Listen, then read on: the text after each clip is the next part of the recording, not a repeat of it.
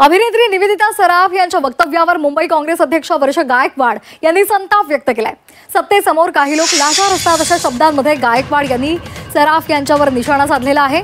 प्रत्येकाला व्यक्ती स्वातंत्र्य आहे, निवेदिता सराफ यांच्या वक्तव्यावर राजकारण नको असं उत्तर भाजपचे आमदार प्रवीण दरेकर यांनी गायकवाडांना दिले।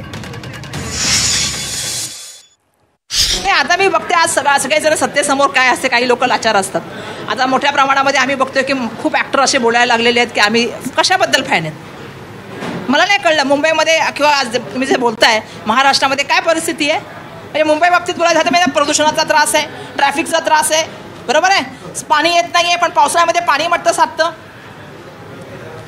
मी आधीच सांगितलं की मोठ्या प्रमाणामध्ये भ्रष्टाचाराचे रस्ते सांगितले होते की काय होणार, सिमेंट कॉन्क्रीटचे कुठे आहेत ह्याची प्रश्नांची उत्तर विचारली पाहिजेत ना। आज रेल्वेने जायचं म्हटलं तर रेल्वेमध्ये व्यवस्थापन काय, तर मला वाटतं निवेदिता सराफच्या मिस्टरांना फार मोठे पुरस्कार मधल्या काळामध्ये मिळाले, जरा सरकारचं झुकतं माप असल्यामुळे कदाचित त्यांना वाटत असेल, पण मला असं वाटतं की महाराष्ट्राचा गौरव म्हणून त्यांनी विचार केला पाहिजे। मला वाटतं बिहारच्या विजयाचा आनंदी स्फोट एवढा जबरदस्त आहे की